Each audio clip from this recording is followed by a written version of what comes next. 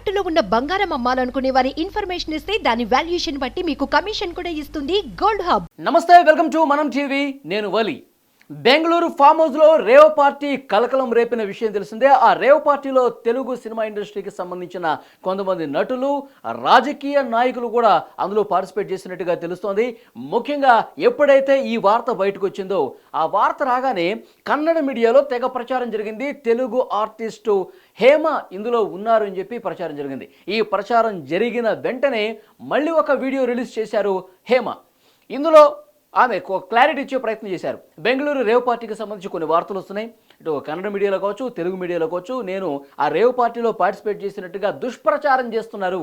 కానీ నేను ఆ రేవ్ పార్టీలో పార్టిసిపేట్ చేయలేదు, నేను హైదరాబాదులో ఉన్నాను అని చెప్తున్నారు. ఒకసారి ఆ వీడియో కూడా మీకు ఇక్కడ చూపించే ప్రయత్నం చేస్తాను. నేను ఎక్కడికి వెళ్ళలేదు, నేను హైదరాబాద్లోనే ఉన్నాను. సో ఒక ఫామ్ హౌస్లో ఎంజాయ్ చేస్తున్నాను, చిల్ అవుతున్నాను. సో నా మీద వచ్చే న్యూస్ ఫేక్ న్యూస్. అది అక్కడ మరి ఎవరున్నారో ఏమో నాకు తెలియదు. సో అది ఫేక్ న్యూస్ అండి, అవన్నీ నమ్మొద్దు. Okay, thank you. అది అంటే బెంగళూరు రేవ్ పార్టీకి నాకు అసలు ఎటువంటి సంబంధం లేదు, నేను హైదరాబాద్లో ఒక ఫామ్ హౌస్లో ఉన్నాను, చిల్ అవుతున్నాను అని చెప్పారు. కానీ కట్ చేస్తే ఏంటంటే నటి హేమ చేసిందంతా డ్రామా అని అర్థమైపోయింది. ఎందుకంటే గంటల వ్యవధిలోనే బెంగళూరు పోలీసులు ఒక ఫోటో రిలీజ్ చేశారు.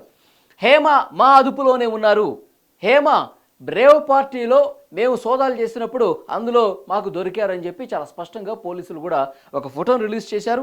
సో యాక్చువల్గా ఏంటంటే కన్నడ మీడియా, తెలుగు మీడియా తన మీద దుష్ప్రచారం చేస్తుంది, నా మీద పనిగట్టుకుని ఎవరో ఇట్లా ప్రచారం చేస్తున్నారు, దీన్ని ఎవరో నమ్మొద్దు, ఇది ఫేక్ అని చెప్పేసి ఏదైతే వీడియో పెట్టారో అదే ఫామ్ హౌస్ నుంచి, బెంగళూరులో ఉన్నటువంటి అదే ఫామ్ హౌస్ నుంచి నటి హేమ ఒక వీడియో తీసి పెట్టడం మీద పోలీసులు ఆగ్రహం వ్యక్తం చేశారు.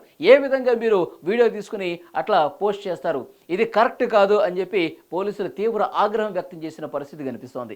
ఇక్కడ చూసారా, పోలీసులు ఈ ఫామ్ హౌస్లో సోదాల సందర్భంగా తీసుకున్నటువంటి ఫోటో పోలీసులు రిలీజ్ చేసింది. ఇక్కడ మనం చూసాం farm house, GR farm house ఏదైతే ఉందో బెంగళూరులో, ఏదైతే రేవ్ పార్టీ జరిగిందో ఆ ఫామ్ హౌస్కి సంబంధించిన దృశ్యం మనం చూస్తున్నాం. ఇక్కడ మార్క్ కనిపిస్తుంది కదా, ఈ చెట్లు, ఈ వాతావరణం. ఇక్కడే నిలబడి నటి హేమ ఆ వీడియోని రిలీజ్ చేసింది. నేను హైదరాబాద్లో ఉన్నాను, ఇక్కడ నేను చిల్ అవుతున్నాను, నేను ఫ్యామిలీతో ఉన్నాను, బెంగళూరు రేవ్ పార్టీతో నాకు సంబంధం లేదని చెప్పి ఇక్కడ నిలబడి చేసినట్టుగా చాలా క్లియర్గా మనకి పరిస్థితి అర్థమవుతోంది.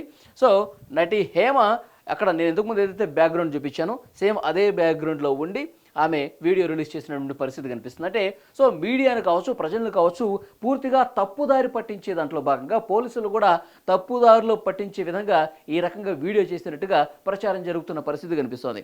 ముఖ్యంగా అసలు ఏం జరిగిందంటే బెంగళూరులో ఆదివారం అర్ధరాత్రి 1 గంట తర్వాత ఈ రేవ్ పార్టీ ప్రారంభమైనట్టుగా తెలుస్తుంది.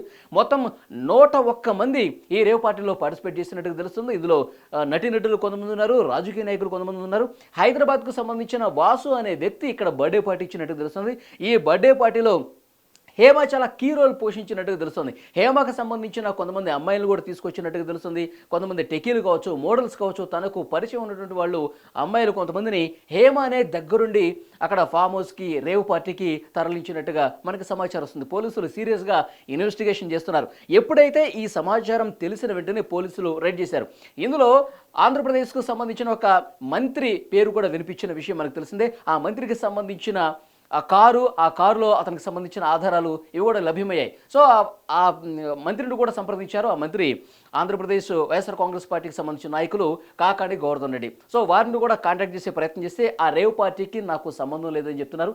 మరి ఆయన పోలీసులు వస్తున్నారన్న విషయం తెలుసుకుని పరారైపోయారా, లేదంటే అతని అనుచరులు, అతనికి సంబంధించిన వ్యక్తులు ఎవరన్నా అతని కారును వాడుకున్న పరిస్థితి కనిపిస్తుందా? దీని మీద కూడా సీరియస్గా పోలీసులు ఇన్వెస్టిగేట్ చేస్తున్న పరిస్థితి కనిపిస్తుంది. అసలు యాక్చువల్గా పోలీసులు దాడులు చేయడానికి రేవ్ పార్టీ సమాచారం తెలుసుకున్న వెంటనే అక్కడికి వెళ్ళినటువంటి పోలీసులకు అందినటువంటి సమాచారం ఏంటంటే మొత్తం 100కు పైగా మనుషులు ఉన్నారు అక్కడ, 31 మంది అమ్మాయిలు ఉన్నారు. సో వీళ్ళతో పాటు కన్నడ ఇండస్ట్రీకి సంబంధించిన వాళ్ళతో పాటు, తెలుగు సినిమా ఇండస్ట్రీకి సంబంధించిన పాటు సాఫ్ట్వేర్ ఉద్యోగులు కావచ్చు, మోడల్స్ కావచ్చు, ఇట్లా చాలామంది ప్రస్తుతం పోలీసుల అదుపులో ఉన్నారు. సో యాక్చువల్గా నటి హేమ కూడా ఉంది. నటి హేమను కూడా పోలీసులు అదుపులోకి తీసుకున్న సందర్భంగా తీసుకుని పోలీస్ స్టేషన్కు తరలిస్తుంటే సో నటి హేమ ఒక చిన్న డ్రామా ప్లే చేసిన పరిస్థితి కనిపిస్తోంది. పోలీసులు పర్మిషన్ తీసుకొని లేడీ కానిస్టేబుల్స్తో నేను వాష్రూమ్కి వెళ్ళాలి అర్జెంటుగా అని చెప్పారు.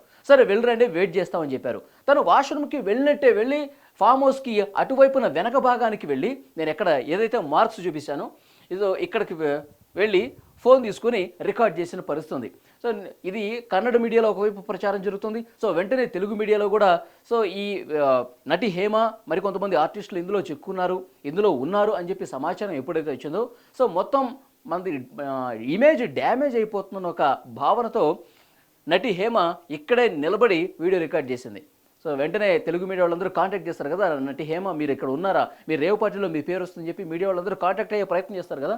సో దాంట్లో భాగంగా ఒక డ్రామా ప్లే చేస్తూ బెంగళూరు ఫామ్ హౌస్లోనే జిఆర్ ఫామ్ హౌస్లోనే ఉంటూ ఒక పక్కకు వచ్చి వాష్రూమ్ అని చెప్పి ఇట్లా బ్యాక్ సైడ్ వచ్చి ఇక్కడ నిలబడి నేను హైదరాబాద్లో ఉన్నాను, రేవ్ పార్టీతో నాకు సంబంధం లేదు, నేను హైదరాబాద్లో ఇక్కడ చిల్ అవుతున్నాను, దయచేసి ఈ ఫేక్ ప్రచారం నమ్మొద్దు, నా మీద పనిగట్టుకుని దుష్ప్రచారం చేస్తున్నారని ఇక్కడే నిలబడి ఒక డ్రామా ప్లే చేసినట్టుగా తెలుస్తోంది. సో దీని మీద పోలీసులు తీవ్ర ఆగ్రహం వ్యక్తం చేశారు. వెంటనే పోలీస్ స్టేషన్కు కూడా తీసుకెళ్లిన పరిస్థితి కనిపిస్తోంది.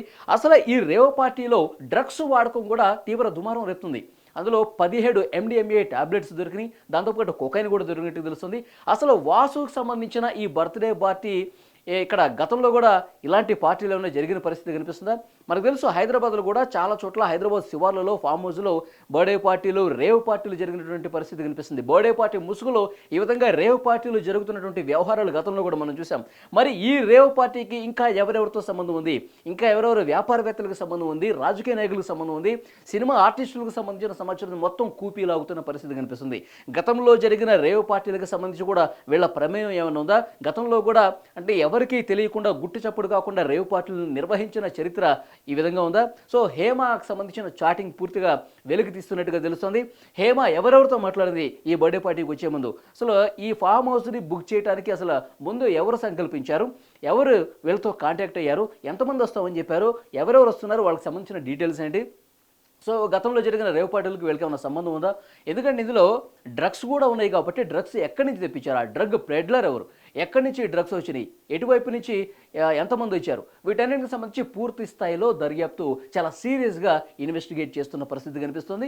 ఈ మొత్తం వ్యవహారంలో చాలా కీ రోల్ నటి హేమ పోషించినట్టుగా మనకు అందుతున్నటువంటి సమాచారం. హేమకు సంబంధించి పూర్తి స్థాయిలో ఇన్వెస్టిగేషన్ జరుగుతుంది, చాలా సీరియస్గా ఇన్వెస్టిగేషన్ చేస్తున్నట్టుగా తెలుస్తుంది. ఇక్కడ ఆంధ్రప్రదేశ్ తెలంగాణకు సంబంధించిన పోలీసులతో కూడా సో టైప్ అయిపోయి బెంగళూరు పోలీసులు ఇంకా ఈ వ్యవహారానికి సంబంధించి అటు 2 తెలుగు రాష్ట్రాల్లో ఇంతకుముందు ఏమైనా రేవ్ పార్టీస్ జరిగిన పరిస్థితి ఉంటే వాటికి సంబంధించిన డీటెయిల్స్, దాన్ని ఎవరు నిర్వహించారు, వాళ్ళకి వీళ్ళకి ఏమైనా సంబంధం ఉందా, ఎప్పటి నుంచి జరుగుతుంది, ఈ పూర్తి సమాచారం సేకరించే పనిలో ప్రస్తుతం ఉన్నారు. ఇందులో 15 కాస్ట్లీ కార్లు కూడా సీజ్ చేసిన పరిస్థితి కనిపిస్తుంది.